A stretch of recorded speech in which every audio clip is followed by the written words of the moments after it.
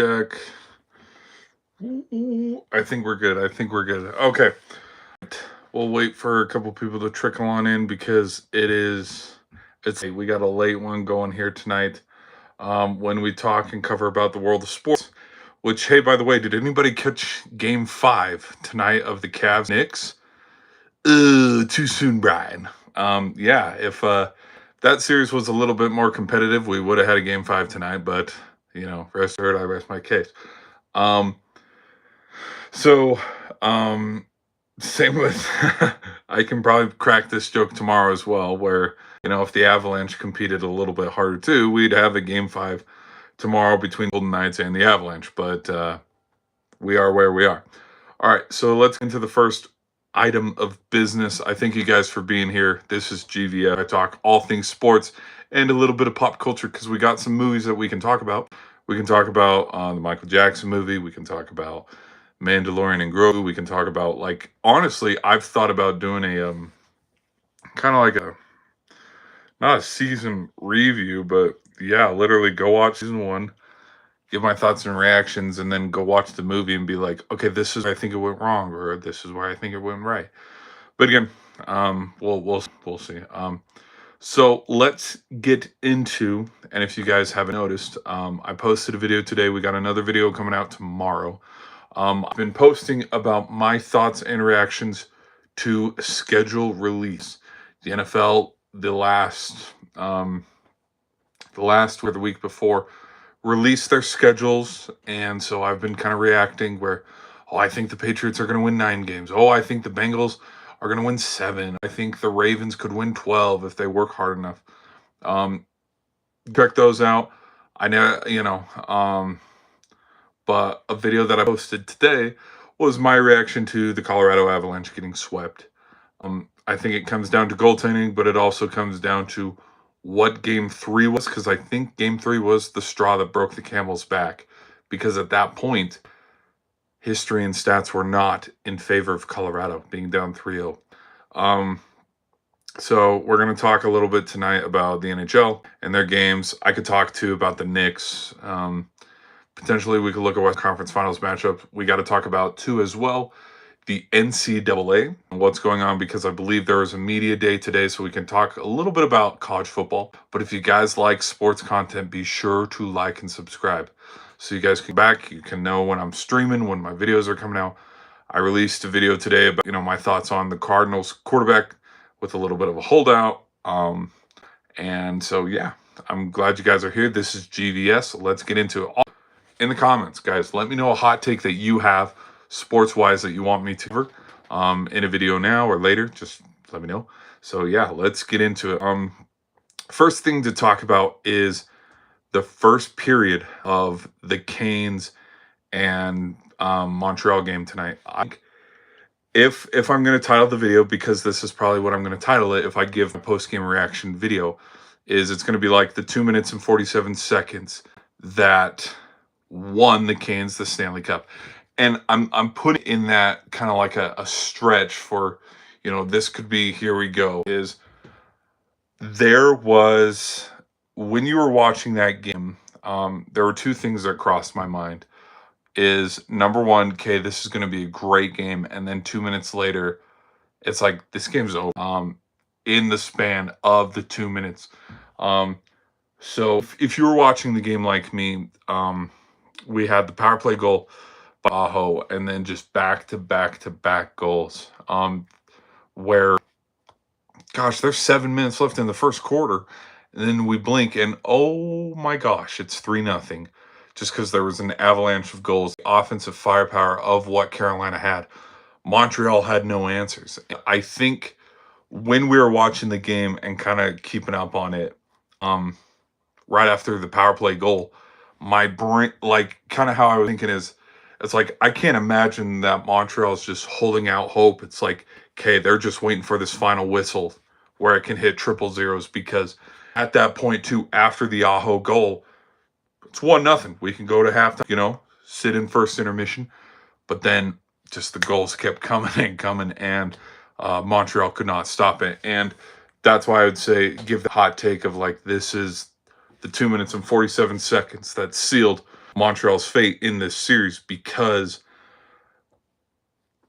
I've kind of tiptoed around it, but Montreal's a boring team to watch. I say that, watch them go kick ass in game 5, which I want to see that. Like, both the Eastern and Western Conference Finals have kind of been boring, but like not like, okay, Cavs, Knicks, boring in the way of, I really thought the Avalanche would come back and even up the series. And there's parts of me that think the Habs could have jumped back tonight. And well, just with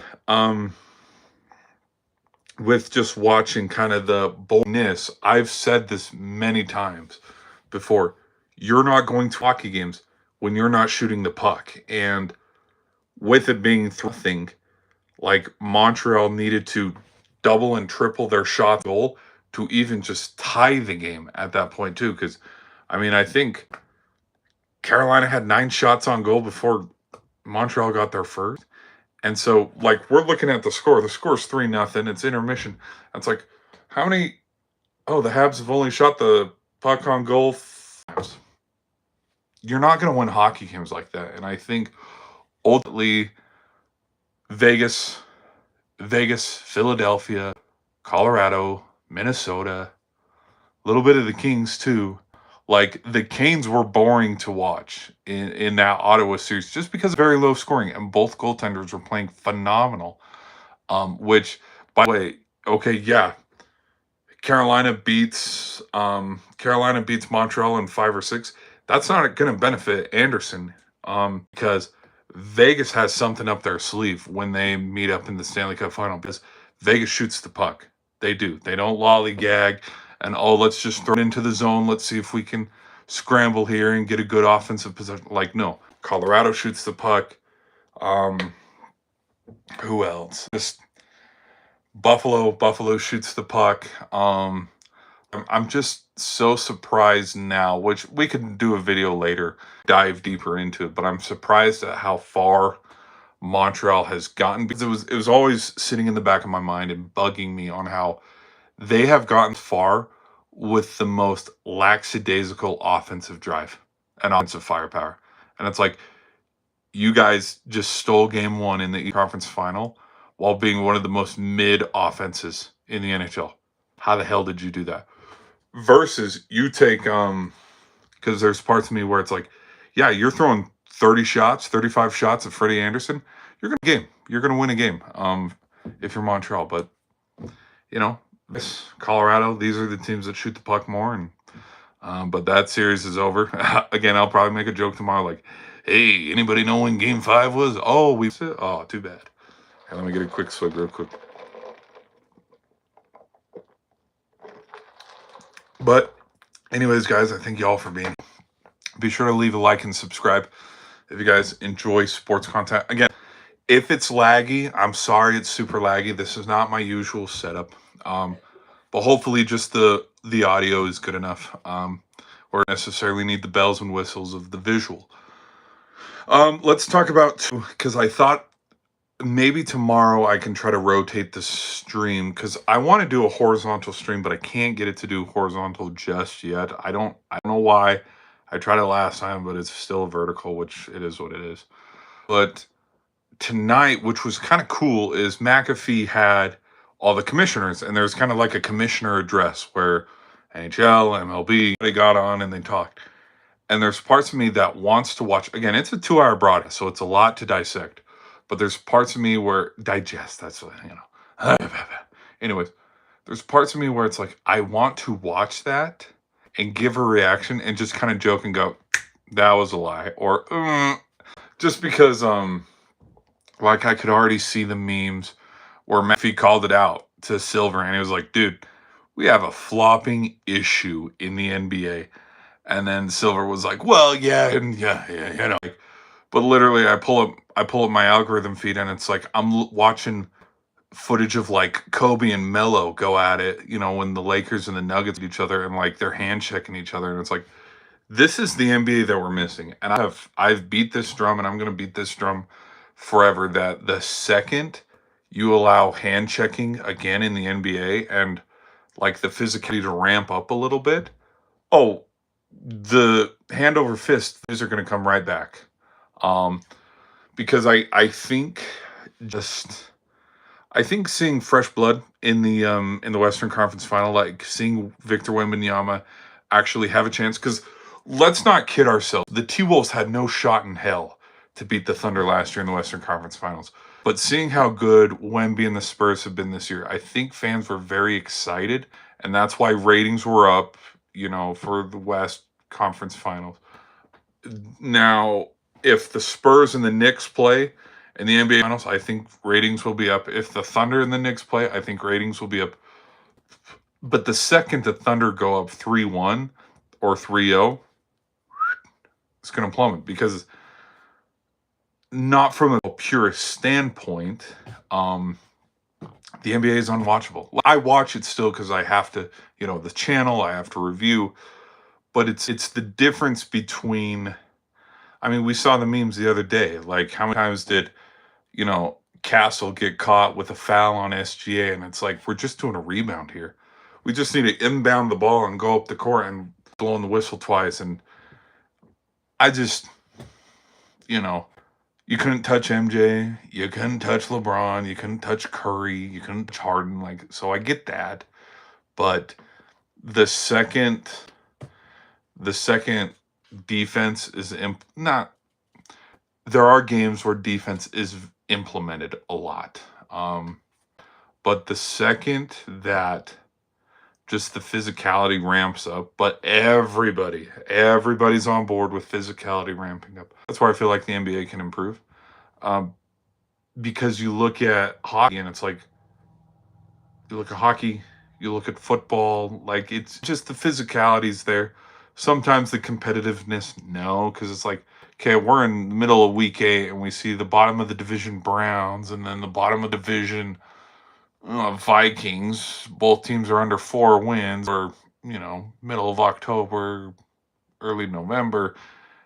Nobody's going to the playoffs. Yeah, no, we don't want to watch this game. Like, we know this game has 0 playoff implications, but I might look at that commissioners just kind of just poke fun and be like, hey, this or that, and give my full reactions to what every single, because truthfully, I think hockey's in a good place right now. The basketball, not so much. I'm a little worried about basketball and baseball because I have a feeling that, I mean, if now the salary cap for baseball, and my thoughts on that is, it is what it is. Every team, you know what? If every team was as competitive as the Dodgers, yes, they'd buy up contracts just like Dodgers have. So you can't blame the Dodgers on doing that and wanting to win. But again, I felt this way when Kenneth Walker went to the Chiefs. 31 other teams, including his own, let it happen. So again, we're over here complaining, oh my gosh, the Chiefs won Super Bowl 61. What the hell? And it's like, well, guess what? You Los Angeles Chargers, you Seattle Seahawks, you Denver Broncos, you Green Bay Packers, or what, all these other teams signed Kenneth Walker to improve their run game. Yet they didn't. We just kind of let's let the Chiefs, Mahomes, he's washed. Kelsey's old and so. The Chiefs aren't who they once were. Sure. Okay. Because I guarantee if, for example, like, I'm just spitballing here. I'm trying to compare where Rodgers or Brady would have been around the Mahomes time.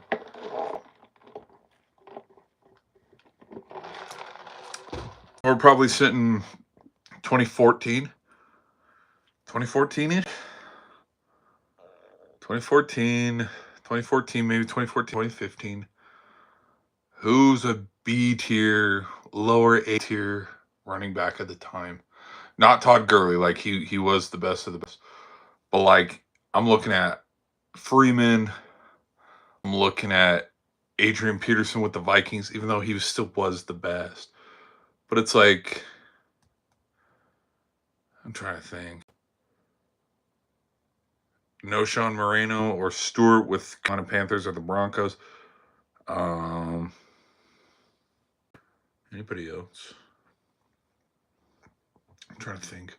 The point I'm trying to make is, it's like Sure, you have the Super Bowl winning Denver Broncos with no Sean Moreno. Sure, why not? Go join the Patriots. And it's like, okay, you just got that much better. Or, um, yeah, Todd Gurley before he was like bursting onto the scenes. Have him go. Because, I mean, I still think sky's the limits for Kenneth Walker. But it's like, sure, yeah, how about Todd Gurley right after they lose the Super Bowl, have him go trade over to the Packers? It's like, it's so. Yeah, it is what it is. Um, anyways, back to that. We'll look at that. Probably make a reactionary video or something. But let's wrap up this stream because we have been streaming for a couple minutes. I thank you guys for being here. Let's talk about the possibility of the SEC breaking off from the NCAA in college football, because that was something that was talked about. I believe Kirby Smart brought it up, and then everybody's like, whoa. It's not happening. Let's be real. It's not happening. I think the last handful of years around SEC Media Day, Kirby Smart has said something that has gotten everybody like, ooh, the buzz. Basically, the final say is between the SEC and the Big Ten. You cannot deny that the Pac-12 doesn't exist. Like they wrote that, they wrote out and they planted that flag forever ago. They'll try to recoup the losses by having, Utah State, Fresno State, and all those teams join. But again, I don't want to watch, Fresno State get their ass kicked in the Cotton Bowl against Texas, or who's the team like Hawaii or Utah State. Dude, I don't want to watch an 11th seed Utah State have to go to Oregon and get their ass kicked. I don't want to watch that. That's not entertaining to me. And it's kind of like the same thing that I feel with the 24 teams, which I'm against it, but that is only due to not because of the enjoyment of football. Like, I love college football games, but when you expand the playoff, rivalry games mean less, the regular season's less, and the more teams you add, like, not the less valuable the championship is, but like the more teams you add doesn't increase the pot for who can actually win the national championship. Because you throw in the top 24 that was last year, half of the top 20 teams were missing starters due to injury or just ran out of steam towards the end, and like you play the games that you play during the regular season to set you up and put you in prime position to, yes, Indiana, you have earned this one spot. Texas A&M, you have earned this spot, which I'm on record. I think Texas A&M should have played Georgia in the SEC championship game. They didn't. It ended up being Alabama, which whatever. But like you expand the playoff and you let 3 loss teams in. Okay, then what's going to happen? You're going to have 1 year where we need to let a 4 loss team in. And just it's like you will have, okay, for example, USC this year had to go up to Autzen Stadium and play Oregon. Huge game. That was a big defining game in the Big Ten championship because kept Oregon in the mix to go play in the Big Ten championship game. If USC would have won that game, they would have thrown themselves into, hey, we're just waiting for Michigan to upset Ohio State. We're waiting for Indiana to lose one of their last games against Northwestern or Purdue or whatever. But you let 24 teams go. Those Indiana's road win against Oregon doesn't mean shit. Oregon's road win against Penn State doesn't mean shit. Who else for some good? Ole Miss. All of Ole Miss's SEC wins doesn't mean anything because, again, you just, there are teams, and it's a feeling that I have. Like, you let teams into the college football playoff, there are teams that will try to just front load their schedule with cupcake game after cupcake game, which I'm in favor of that. No, go schedule opponent that is superiorly under, like, inferior to you. And then when the real dogs come out and you got to play a real team, watch your ass get smacked around because, well, we were trying to play UCLA's all year and we thought case in point, not Ohio State, but like, not Texas A&M either. Texas Tech. I'll throw a little bit of shade at Texas Tech if that comes because their toughest opponent, James Harden cannot guard a parked car. You are very correct. Like Texas Tech, their most solid opponent. They played them twice. Any guesses? Ding ding ding! Spoiler alert! It was the Cougars. The Cougars the first time at home. If that game was in Provo, probably a different outcome. But I just you expand the college playoff and you add more teams. It just takes away from the importance of the regular season and these big miracle moments where we have, our toe tap in the background, in Happy Valley for Indiana.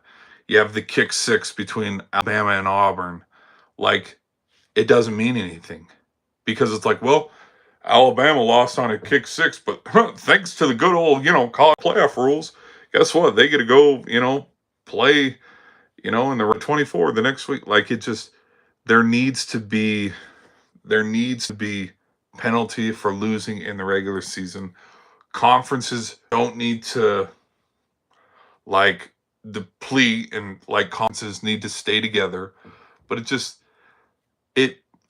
something. And so when they talk about Georgia and the SEC eventually leaving the NCAA, I think it's just to get people talking because if I'm going to be real, college football doesn't need the NCAA. The NCAA needs college football because if, like we saw a couple handful of summers ago, the second Texas and Oklahoma, we should blame them on a lot of like the new college movements. But the second they left the Big 12, that's what started the snowball. Because first it was them, and then it was USC, UCLA,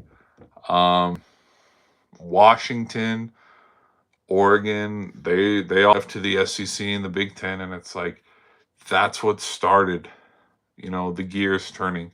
And you have the SEC or the Big Ten leave the NCAA. The ACC will follow suit. The Big 12 will follow suit. The Pac-12 will follow suit. Like it just, I mean, they don't. I'm not saying that they don't need it, but it's like you fix this by getting a commissioner, or you just break it down altogether. I don't know. I don't know. Fernando Mendoza to be one of the biggest busts of all time. Well, I mean, if we're following the history of Raiders draft picks, Russell, he was a big bust. I think Mendoza. Here's the thing: Raiders are gonna love Mendoza for a very. I think. I mean, just ask Vikings fans and NFL fans too. They're already labeling McCarthy, and he's only played 1 year. They're already labeling him a bust and not giving him a chance, which it's going to be funny where if Mendoza plays the exact same way McCarthy does, they'll be like, oh, but give another year. I promise, give him another year.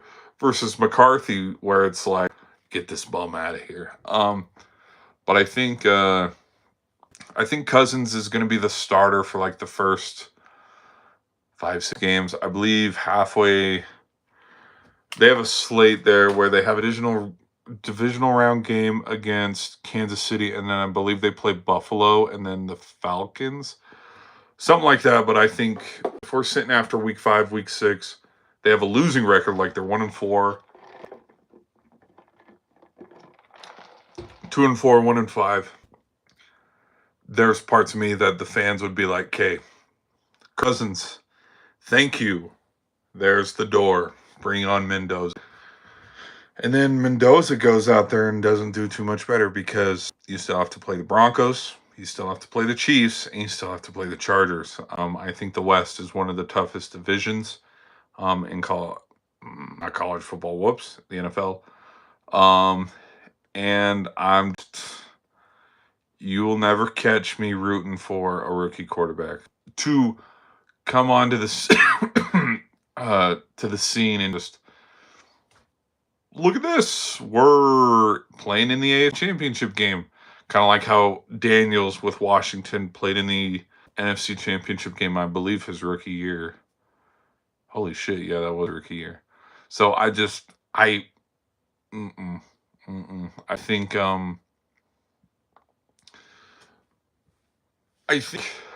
I think he'll be ready, but the NFL speed and college football speed is very different. I think he's been tested.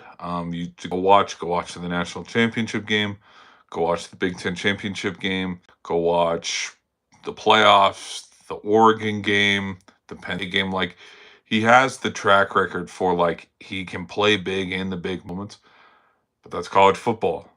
We are now in the NFL where just things are, dude. You're lining up and going against guys that have been playing in the NFL since you were a senior in high school or Cal, and I don't know.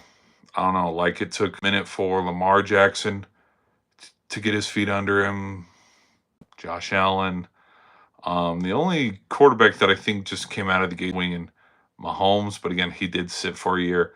I don't think Mendoza's going to sit for a year. Like I think it's going to get really, really loud if the Raiders suck with Cousins.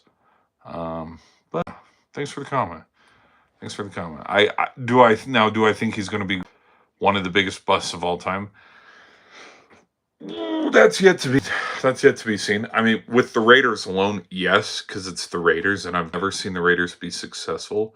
But I mean, I could see something stupid where he, like, let's say it doesn't work with the Raiders, and then like, isn't Daniels head coach who was with Tua in Miami? He's on the Chargers right now. Like, let's spitball here. Like 3 years from now, he goes and gets a job. Like, let's say again hypothetically, like let's say Trevor Lawrence not working in Jacksonville. It's not working. And so then the Raiders and the Jaguars just do a trade where it's like, holy cow, where Mendoza goes to Jacksonville, Lawrence goes to Vegas, and like we do a player trade, and Cohen's fired, and so then McDaniels goes from the Chargers, maybe takes a pit stop in Minnesota for a 1 year thing, and then he comes on down to Jacksonville, and it's like, what if those two click, and then all of a sudden, oh look, the South is wide open, the Titans suck, the Texans suck, and look at the Colts. The Colts still suck. This division is very much up for grabs, and then they end up winning, and he's pretty mediocre. Like anything could happen. I mean, we labeled. I think for you to be labeled a bust, like you need to be out of the NFL and nobody talking about you until they talk about you in like yearly cycles, because it's like, holy shit, yeah, I remember when they got drafted back in 20, because look at Sam Darnold. We labeled Sam Darnold a bust. I thought he was pretty booty cheeks because didn't work with the Jets. But again, that's more a franchise thing. But like, didn't work with the Jets, didn't work with Carolina, didn't work with the 49ers. And lo and behold, he goes to Seattle and it works. But so yeah, I don't know. I don't know. We'll see.